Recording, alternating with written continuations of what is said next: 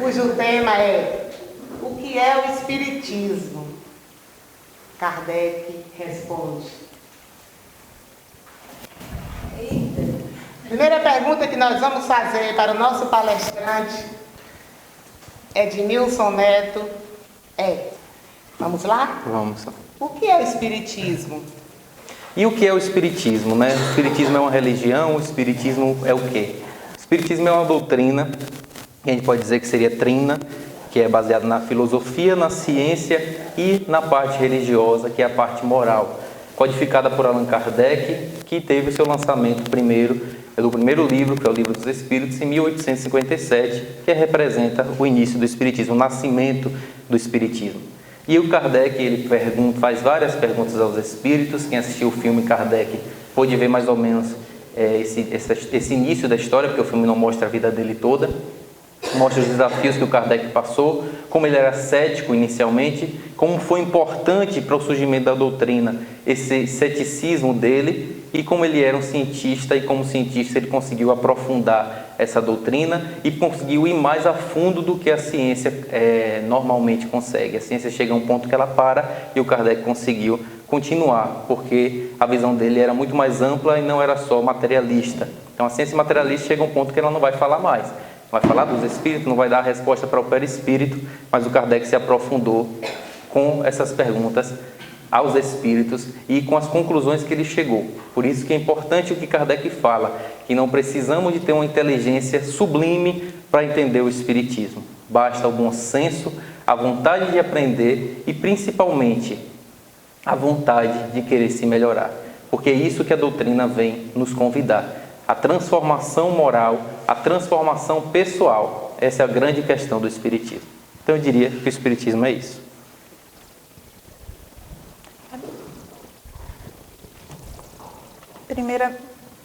Tá ligado, não? Tá. Primeiramente, boa noite a todos. A nossa segunda pergunta é: qual a visão espírita sobre a Bíblia? Sobre a Bíblia? Sim. Interessante essa pergunta, né? A doutrina espírita não condena nenhum livro considerado sagrado de outra religião. A doutrina espírita olha para a Bíblia, assim como para a Torá, assim como também para o Alcorão, como importantes para a nossa história e que tem ali um conteúdo moral, assim como o que foi codificado por Kardec. Tanto é que o Evangelho segundo o Espiritismo é o Evangelho do Cristo, basicamente o Novo Testamento, comentado por Kardec e pelos Espíritos também, que vêm trazer mensagens sobre aquelas parábolas de Jesus, assim como também o Velho Testamento, que o Kardec faz várias reflexões. Então, o Espiritismo vê a Bíblia com o maior respeito e com uma importância histórica muito grande para contar como é que nós precisávamos pensar e precisávamos daquelas explicações mais diretas, por exemplo, no Velho Testamento. Por que a gente ainda precisava acreditar que Deus criou o homem, o primeiro homem, a primeira mulher, lá no Adão e Eva? E a partir de ali, porque era uma explicação muito mais simples. E estávamos precisando naquele momento de uma explicação simples. Até que, tantos anos depois, que os próprios Espíritos falam isso no Livro dos Espíritos.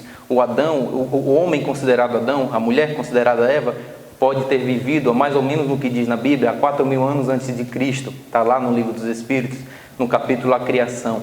Mas nós sabemos que Deus nos criou há ninguém sabe quantos anos atrás. Cada um de nós nascemos em um instante e todos fomos criados simples e ignorantes. Então não existiu o primeiro homem a ser criado na terra, a primeira mulher a ser criada na terra, só no exemplo do Velho Testamento. E a Bíblia é um recorte histórico muito importante. É assim que a doutrina espírita vê a Bíblia. Em princípio, eu falei do Velho Testamento como algo importante para registrar a nossa história, e o Novo Testamento, que são os ensinamentos do Cristo, não escritos por Jesus, como nós já sabemos, mas por aqueles que conviveram com ele, por aqueles que tiveram notícias dos seus feitos, dos seus ditos milagres, que aí vem a doutrina para mostrar também que não existem milagres, e ele mesmo disse isso: vós sois deuses, podeis fazer o que eu fiz e muito mais. Então, a doutrina vem, de fato, trazer para nós esse conhecimento que antes era restrito a poucos. E o Leon Denis vai lá dizer no livro Depois da Morte. Esse conhecimento que a doutrina vem trazer não é nada novo. Reencarnação, pluralidade dos mundos habitados, e etc, etc, etc, dos princípios do Espiritismo. São conhecimentos antigos na humanidade, só que eram restritos a poucos. E a doutrina veio para poder mostrar que todo mundo tem o direito a ter todos os conhecimentos. Basta a gente querer, basta a gente estudar. E retirar de todo esse estudo, todo esse conhecimento, a moral, que vai ajudar a gente a se transformar e continuar a nossa jornada evolutiva. Boa noite, pessoal. Essa próxima pergunta ela foi feita pelo Instagram. Como posso fortalecer meu lado espírita? Como pode fortalecer o lado espírita? Mais ou menos o que falamos na pergunta anterior, na resposta anterior. Estudando, reconhecendo, aí o que Kardec fala, como se reconhece o verdadeiro espírita. É aquele que reconhece os seus erros, sabe das suas falhas, porque a gente sabe que ninguém na Terra é perfeito. O ser mais perfeito que já reencarnou na Terra é o Cristo, que é o governador espiritual do planeta Terra. Um espírito puro que veio simplesmente dar o exemplo para que a gente seguisse e a gente se transformasse. Mas para me melhorar como espírita, reconhecer os meus erros, reconhecer onde eu escorrego, dizendo numa linguagem mais simples, onde é que eu estou errando. Há tantas encarnações, eu não preciso saber o que eu fiz de errado no passado para estar sofrendo tanto, não importa. Provavelmente é o mesmo erro que eu faço nessa encarnação, é o que me derrubou, entre aspas, nas outras encarnações. Mas, reconhecendo isso, poder ter a vontade de mudar. O que a doutrina vem nos fazer é nos fortalecer para mudar. E vem mostrar, ninguém está condenado ao inferno eterno, porque não existe um inferno eterno. Não existe um local onde Deus vai ficar olhando do alto e ver, olha lá, ele sofrendo porque mereceu. Porque aí nós estaríamos mentindo ao dizer que Deus é infinitamente bom e justo. E Ele é infinitamente bom e justo. Ele nunca ficaria feliz em ver um de seus filhos sofrer eternamente. Então, ao observar esses erros, saber que há esperança para que a gente se transforme. E basta que a gente queira. E esse conhecimento para essa transformação está lá na codificação espírita. Todas as respostas para todas as perguntas que a gente puder fazer está lá, está na codificação que o Espiritismo pode explicar. Isso que é maravilhoso. E não está restrito a ninguém. Não existe essa de um sacerdote saber e os outros terem que dizer amém ao que o sacerdote está fazendo. Não. Todos têm o acesso ao conhecimento. Todos têm a oportunidade de ler o Livro dos Espíritos, por exemplo, e saber tanto quanto o sacerdote. Mas na doutrina não existe sacerdote.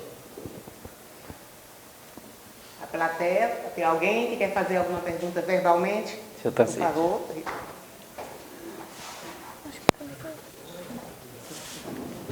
Meu filho, eu queria saber os 10 princípios básicos da doutrina espírita. Eu vou lhe pedir para me ajudar.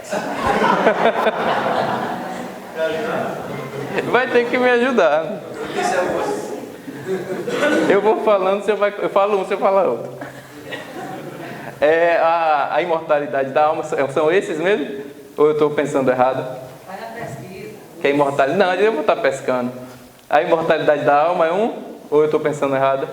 Pronto, a imortalidade da alma, a pluralidade dos mundos habitados, a comunicabilidade com os espíritos, que é esse contato do mundo material com o mundo espiritual, a universalidade do ensino dos espíritos, que o que significa? O que aconteceu na época do Kardec? As mesas girantes aconteciam no mundo inteiro.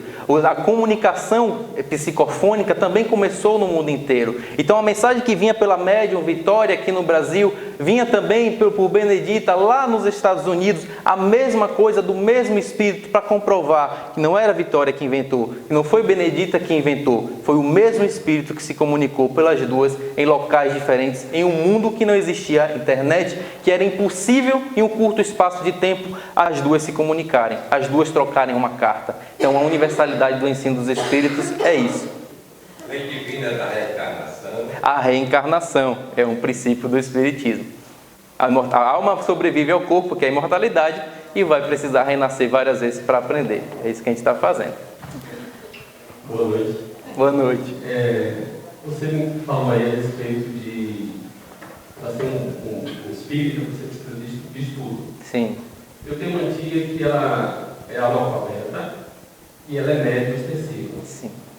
Como fazer para ajudar ela a compreender melhor, a se aceitar melhor a ter um conteúdo melhor sobre o Espiritismo? Uma ótima pergunta. Principalmente ouvindo. Se ela não consegue pegar o livro dos Espíritos, o livro dos médiuns, na questão mediúnica, por exemplo, ela vai ouvir. Participar de um grupo de estudo, começar a ouvir palestras na doutrinária ou em casa se tiver um acesso à internet. Mas eu não sei ler, meu Deus, tem audiobook. Mas eu não gosto do audiobook, eu não entendo nada quando está falando, mas tem as palestras. Mas eu não gosto da palestra de Neto, eu não entendo nada que ele está falando, mas eu gosto da de Sid Gley. Assiste, continua assistindo a de Sid Gley, que vai estar esclarecendo. E conversando com você, conversando dentro de casa, no Evangelho no lar, alguém está lendo e está refletindo aquela informação, passando aquela informação. E essa troca de informações não necessariamente precisa da leitura.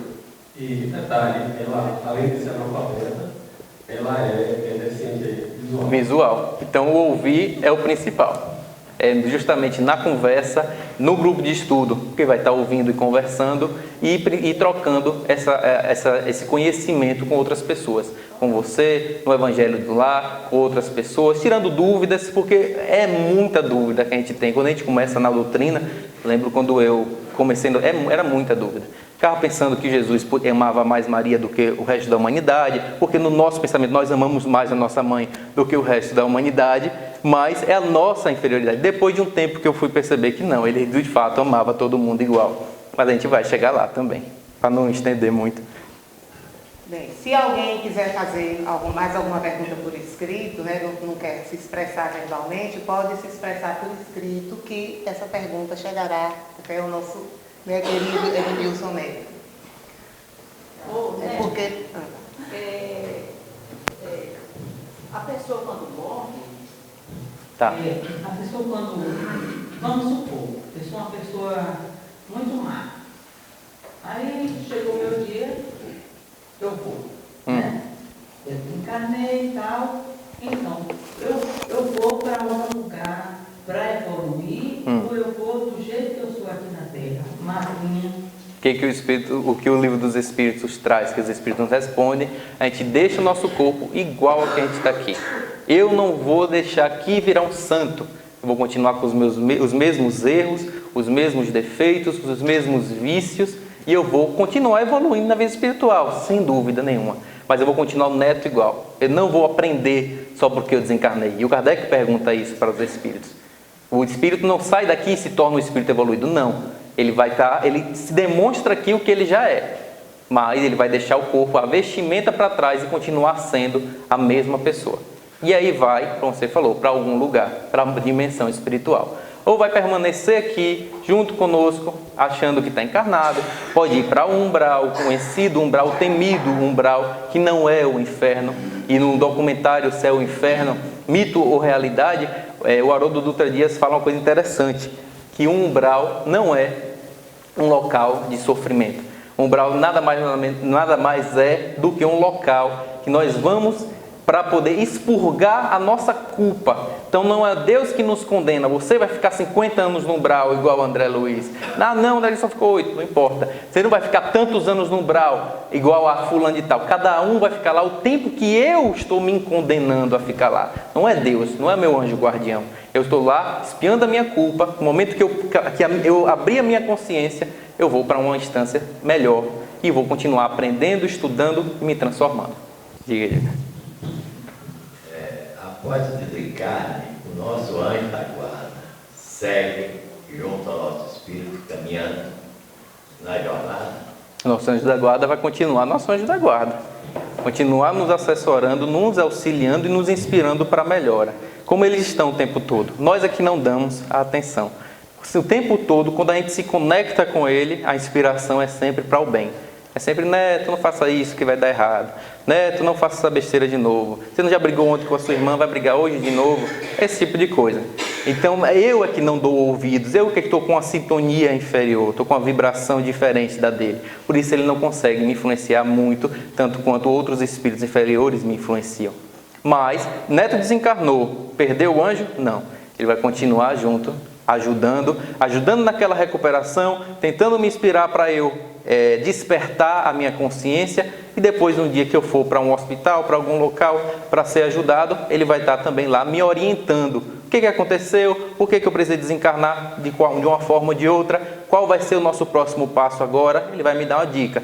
Nunca deixando o meu livre-arbítrio de lado. Eu vou escolher. Ele vai falar, Neto, é bom você dar uma estudada nisso aqui agora, que você errou muito na última encarnação. Eu vou falar se eu vou querer ou não estudar. Ele vai sempre estar me orientando.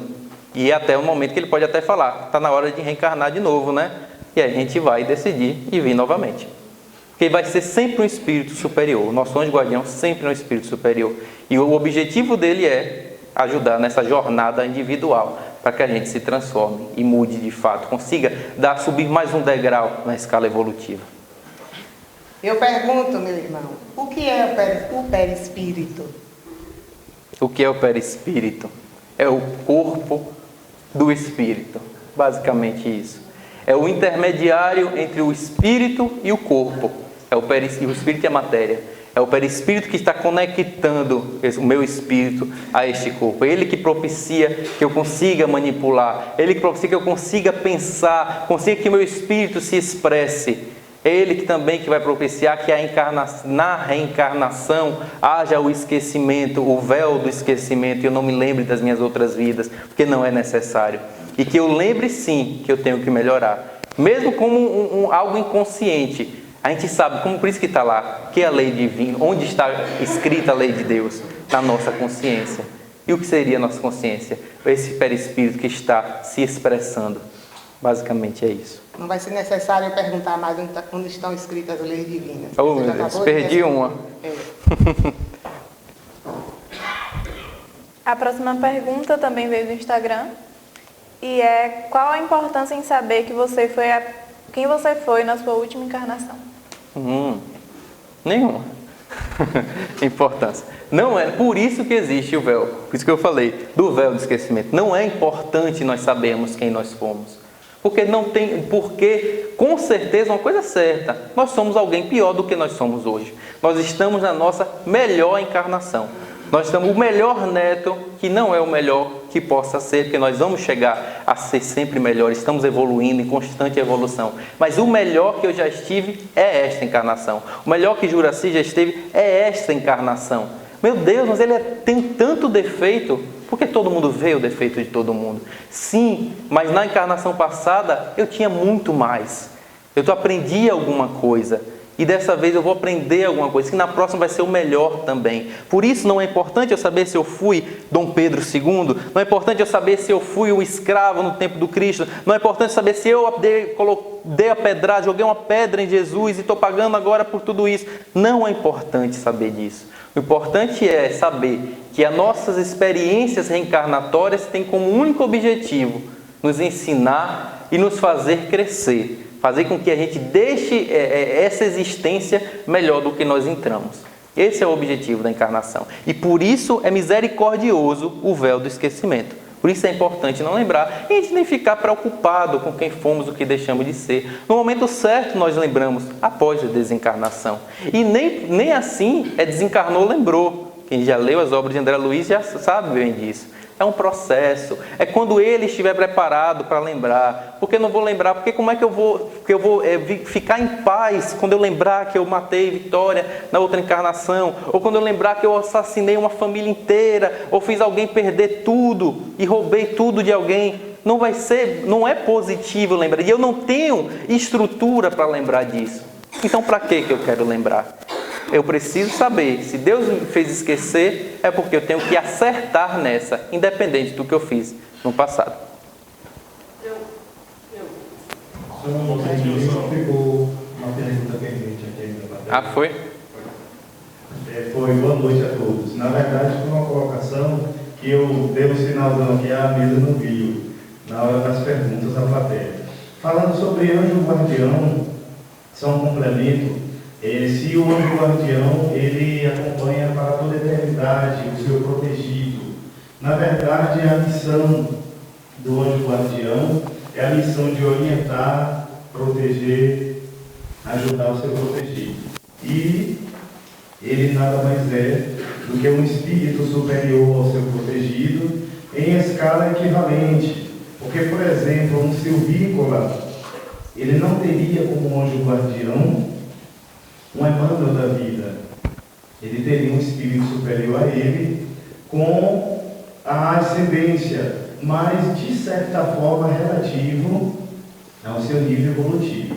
E essa escala, essa atividade de proteção, ela vai se dar nos caminhos da eternidade. Porém, outros amores espirituais poderão se aproximar desse protegido e poderão assim também fazer o papel de protetor, de anjo guardião, até que um dia os espíritos, tanto protegidos quanto protetores, entrem na chamada fusão do amor, que é quando os espíritos atingem a plenitude na escala da evolução. Dá só um complemento. Beleza. Por que Kardec criou as palavras espiritismo e espírito, ao invés de utilizar já existentes espiritualismo e espiritualista? Kardec, ele quis criar esse vocabulário novo e ele explica isso várias vezes quando as pessoas o perguntam, né? Por que ele criou espiritismo e espírita, que não existiam antes da codificação, e não usou o que já existia, espiritualismo e espiritualista? Por quê? E ele explica, ele fala, porque espiritualista são todas as religiões.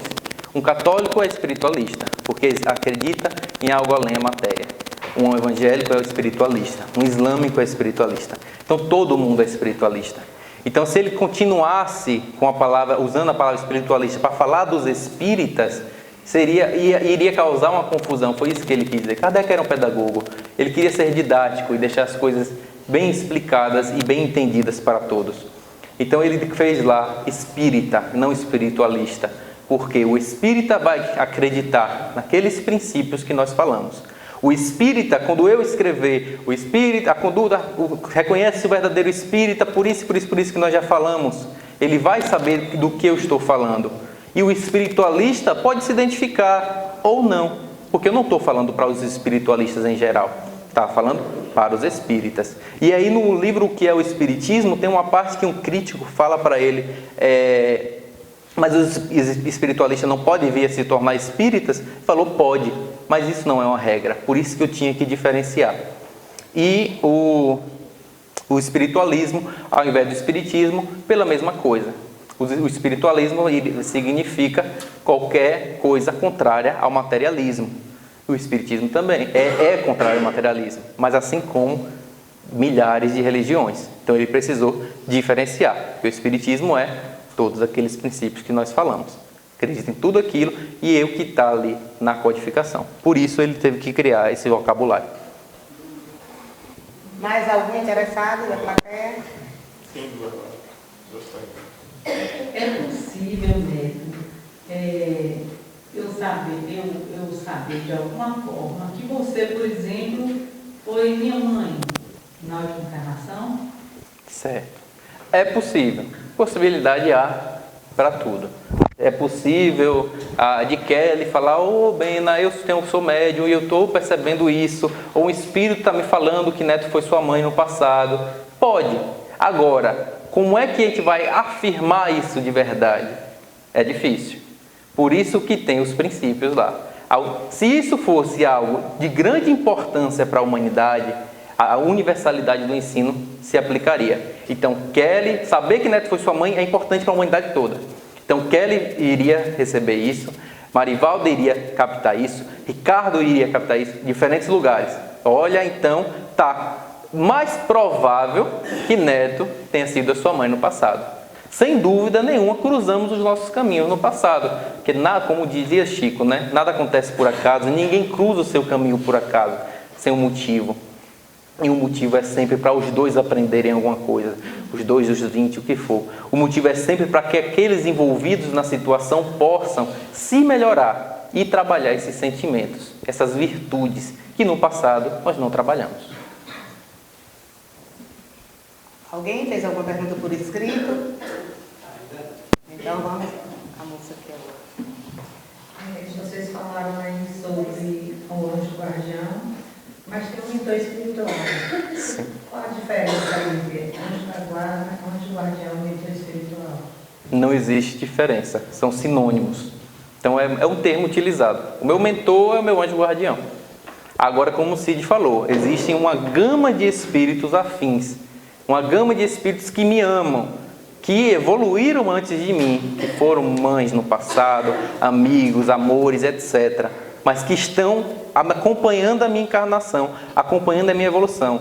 Como, por exemplo, a mãe do André Luiz, lá no nosso lar. A mãe do André Luiz era um espírito muito mais superior do que ele, do que o pai dele e tudo mais. O pai dele estava no umbral, o André Luiz passou pelo umbral e depois foi para nosso lar e tudo mais, e se encontrou com a mãe. Só que a mãe estava o tempo todo ao lado dele, tentando fazer com que ele tivesse consciência de tudo e tentando, ainda sem sucesso, com o pai dele por muito mais tempo, e continuou tentando. Ela era o anjo guardião dele? Não. Mas ela era um espírito afim a ele, que tinha sido mãe dele na última encarnação, que já era um espírito evoluído, que o amava tanto que queria ver ele acertar. Então existe uma gama de espíritos que querem o nosso sucesso, mas o anjo guardião é um, que é o mesmo mentor espiritual.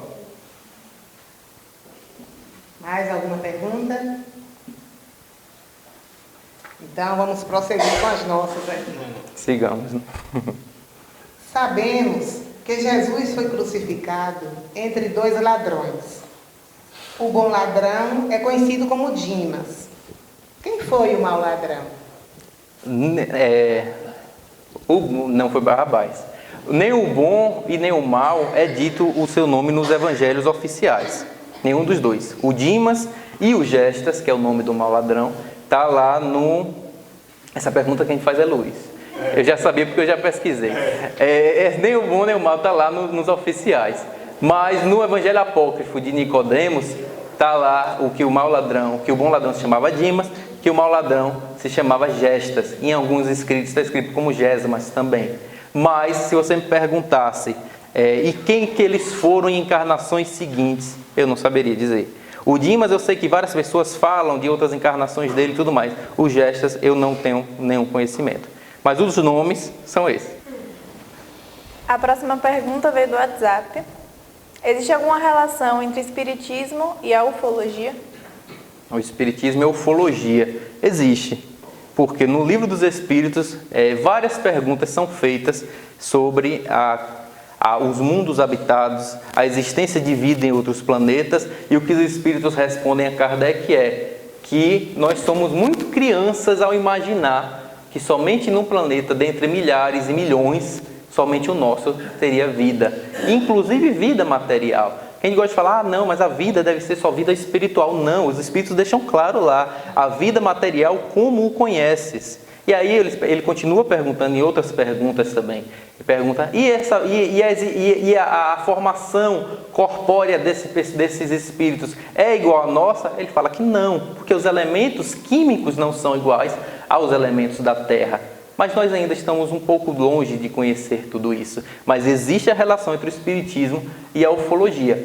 Mas não vamos imaginar como nas ficções científicas, de espíritos querendo bombardear e dominar a Terra e tudo mais. Mas existe vida. Vidas materiais inferiores a esta que nós conhecemos na Terra, em mundos primitivos, e superiores a estas também que conhecemos na Terra. E espíritos que já alcançaram um grau evolutivo, mas que ainda precisam de um corpo carnal, de um corpo material, e que continuam a sua evolução em outros planetas.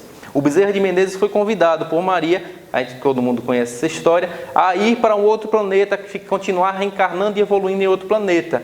O que ele fala? Como um espírito superior que é, enquanto tiver um sofredor no Brasil, ele ia continuar por aqui. E continua, porque ele continuou ligado à Terra. Mas o Bezerra precisa encarnar na Terra ainda? Não. É o que deixa claro nesses relatos que não. O Bezerra vai continuar reencarnando, vai continuar a sua evolução em outros orbes. Na Terra ele não precisa mais. Continua ligado à Terra por sua bondade, por querer ajudar todos nós. Mas não precisa mais reencarnar aqui, em um planeta de provas e expiações. Desde lá, quando ele desencarnou no século XX. No primeiro livro do Chico Xavier também, no primeiro não, perdão, em um dos seus primeiros livros, Cartas de uma Morta, que é a mãe dele que escreve por ele, ela fala das viagens astrais que foi possibilitado a ela. É muito interessante esse livro. Inclusive ela vai a Júpiter e ela relata lá como eram os seres que ela viu em Júpiter, como era a vida em Júpiter. Agora, que é porque para a gente é algo extraordinário. Para a gente, meu Deus, né? Está viajando, o Kardec viajou, vixe, o Espiritismo me perdeu aí. Mas não, é a lógica. Lê o que o Kardec escreveu, pensa, porque tem lógica. É a fé raciocinada. Não é para ser, mas eu não acredito. Não precisa acreditar agora, mas busca conhecer. Só não precisa não acreditar e falar, não vou acreditar, não vou acreditar, não vou acreditar, pronto, não concordo. Tenta, busca, lê, pensa, entra naquele raciocínio que o Kardec teve, que sem dúvida nós não vamos ser convencidos por ele. Não, nós vamos tirar as mesmas conclusões que ele, porque a ciência é isso. É algo que pode ser replicado. É algo que quando a gente começar a pensar, nós chegaremos nas mesmas conclusões. Pergunta aqui feita pelo Instagram. Existe mal-olhada e feitiço? Existe. Mal-olhado e feitiço. Existem, e Kardec fala disso no Livro dos Médiuns. Outros autores, como Hermínio Miranda, também vai discorrer muito sobre esse assunto. E eles vão falar que sim, existe bruxaria, existe feitiço, amuleto e tudo mais. Mas não existe como pensamos, com essa mitologia que pensamos, com esta força. A força está neste livro. Neto impregnou aqui um feitiço que se Tarcísio pegar, já era. Tudo que é dele vem para mim. Vai perder a casa, a esposa, tudo vai virar meu. Mas não é desse, é energia. Não é o ritual, não é a palavra que eu vou falar, não sei o que, não sei o que, não sei o que, tchum, pronto, pegou. Não, não existe dessa forma. O que existe é a energia, é o pensamento. O momento que eu começo a pensar mal de Júnior, começo a desejar coisas, isso é um feitiço. É isso que é o feitiço, é imantar Júnior com essa minha energia, que é o meu desejo, seja lá o que eu queira que ele perca, ou que ele consiga, o que for, mas é desejo, é pensamento, é energia. E não feitiço, o mal-olhado, a bruxaria, como entendemos nos livros de ficções, ou nos rituais, nas palavras cantadas, nas palavras ditas de certa forma para ter o poder. Dessa forma não, mas enquanto energia e pensamento, sim. E é preciso que esteja na mesma sintonia, pode. Porque perguntar se o feitiço pega. É outra questão. Pega se estiver na mesma sintonia. Se Júnior for do mesmo nível que eu, porque eu não sou um bom nível, já que estou desejando mal para ele, se ele for a mesma coisa, vai pegar. Pode até não pegar do jeito que eu quero. Eu quero que ele desencarne. Mas ele tem uma proteção espiritual. Nós acabamos de falar dos anjos guardiões. Pode até pegar, porque ele está numa faixa vibratória baixa, mas não vai desencarnar, mas vai ter um acidente. Isso não estou falando de extremos, viu, gente? Vai passar mal, vai se sentir mal, esse tipo de coisa. Ou a planta da casa vai secar, esse tipo de coisa.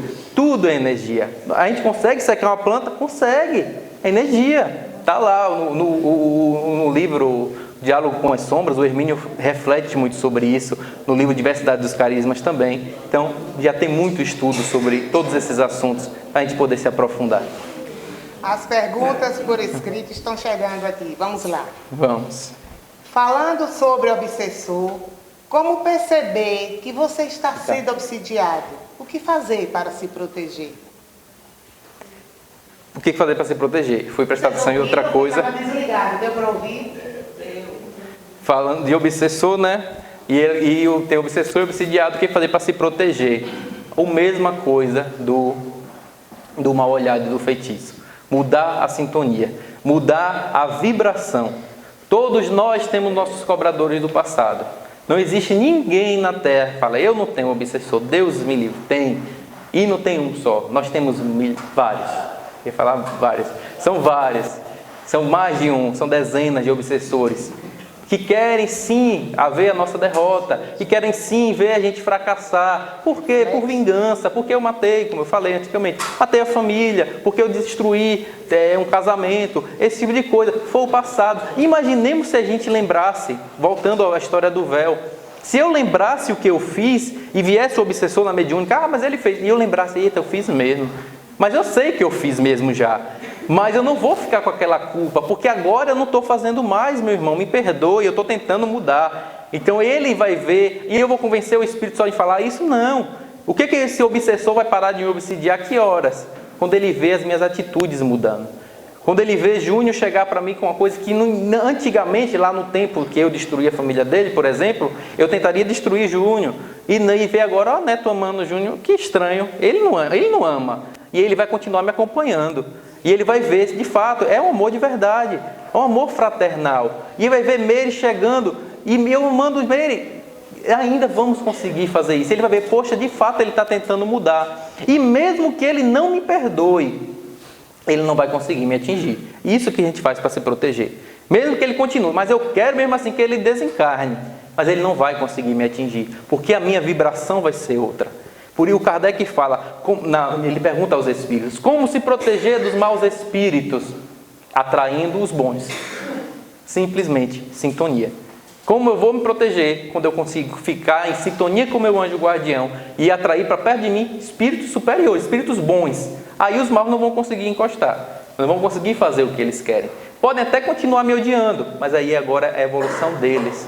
O que a gente tem que se importar é com a nossa jornada, porque a gente já perdoou, porque a gente já está aprendendo a amar. E eles vão perceber isso aos poucos e cada um com a sua jornada. E ao depois, quando a gente tiver mais conhecimento, chegarmos ao nível do Chico, ou já em desdobramento e tudo mais, nós vamos poder estar sempre trabalhando e tentando resgatar esses nossos irmãos também. A lei de sintonia diz, nenhum mal há que me atinja se eu não estiver comprometido com ele. Exatamente. Exatamente. Nenhum mal há que não me atinge, para quem não ouviu, se eu não estiver comprometido com ele. A gente só vai atingir se a gente estiver na mesma. Eu tenho medo de É isso. Pergunta da plateia também. É possível que a pessoa tenha reflexos da sua vida passada através de sonhos, por exemplo? É possível, sim. Nós falamos do véu do esquecimento algumas vezes, mas fala, mas eu lembro. Algumas vezes eu lembro do passado, eu me lembro, vejo numa casa, na roça, ou lá no tempo da Idade Média, em cima do cavalo, uma pessoa vindo me encontrar, ou eu lutando uma guerra, ou eu matando alguém, ou eu amando alguém, que eu sei que é meu amor, só que eu não consigo lembrar, ou eu sei que é Meire, que a gente se encontrou nessa, mas eu não tenho essa certeza. Como é possível? É possível. São esses flashes. O Hermínio Miranda se aprofunda muito nisso. Ele fala que algumas pessoas é dado essa oportunidade de lembrar que é uma provação. Sim, porque imaginemos eu lembrar que eu cometi um assassinato. É uma provação. E o que vai fazer essa provação para mim? Ivone Pereira lembrava. Ivone Pereira lembrava de outras vidas dela e isso a perturbava muito. Ela era uma médium extraordinária, trabalhou para a doutrina maravilhosamente. A gente não consegue nem chegar aos pés do que ela fez. Considerada a Chico Xavier feminina, né? Contemporânea do Chico. Mas ela lembrava, isso a perturbou muito nos primeiros anos da sua vida. E o que foi para ela foi uma provação. E os espíritos permitiram, os espíritos superiores, seu anjo guardião, permitiu que ela lembrasse para ela aprender com aquilo. Ela ia ficar com aquilo na cabeça o tempo todo? Não. Ela ia perceber, e quando ela teve consciência que eram recordações passadas, mas ia continuar tentando se melhorar. No caso dela específico, ela escreveu sobre isso e tudo mais, e deixou aí o ensinamento para todos nós. Mas no nosso caso, se eu tiver um relance do passado, é para que, mesmo lembrando, eu tenha certeza que o que importa é esta vida e que eu preciso me melhorar nesta encarnação e me transformar, independente do que eu esteja lembrando, independente do que eu fiz no passado. Pessoal, o tempo já está se esgotando. Então, temos aqui, no momento, essa última pergunta. Qual nível espiritual é necessário ser alcançado para não reencarnar mais? E outra rapidinho aqui, quando o espírito para de reencarnar, ele para de evoluir? Interessante, né? O espírito nunca vai deixar de evoluir. Por isso que a gente diz, né? A doutrina afirma que a única coisa eterna é Deus. Nós somos imortais, mas nós tivemos um início. Deus não teve nem início nem terá fim. Nós também não teremos fim, mas Ele é eterno. Nós somos imortais. Então, para esse ser que é eterno, Ele já atingiu, Ele é o máximo da perfeição que nós possamos imaginar. E o que a gente qual é a nossa esperança? Se aproximar cada vez mais dele, sem nunca o atingir, mas se aproximar cada vez mais, porque senão teria bilhões de deuses um dia, mas isso nunca acontecerá. Mas é se aproximar cada vez mais de Deus. Aí, voltando à primeira pergunta, qual é o nível que nós vamos ter que atingir para não reencarnar mais? Na nossa escala espírita, que temos conhecimento, é o de espíritos puros. É o nível que ele não vai precisar. Mas Jesus reencarnou. Jesus reencarnou com o objetivo de ajudar a humanidade inteira. Ele reencarnou no momento propício e essa reencarnação foi preparada por anos para que ele viesse, sofresse tudo o que sofreu e deixasse, e inaugurasse a partir dali a Boa Nova, o seu Evangelho. Inaugurasse a partir dali um novo tempo, e tanto é que mesmo para quem não se diz cristão, o tempo foi modificado depois dele. A nossa contagem de tempo é antes de Cristo e depois do Cristo. Então, para ver a importância que esse homem teve para a humanidade. Então, ele veio como homem, não precisava mais. Ele não precisava encarnar mais. E nem precisa. Não nos moldes que nós entendemos. Porque até o compromisso que eu falei, na nossa escala espírita, é até espírito puro. Mas os próprios espíritos falam para o Kardec. Ao chegar lá no espírito puro, uma nova escala se abrirá. Então, vai continuar subindo e subindo e subindo sempre. Então, o espírito nunca vai deixar de evoluir. Mas, no nosso entendimento, ele deixará de encarnar quando atingir o espírito puro, o status de espírito puro. Ô, gente, que pena, né? Que o nosso tempo está acabando. Obrigado.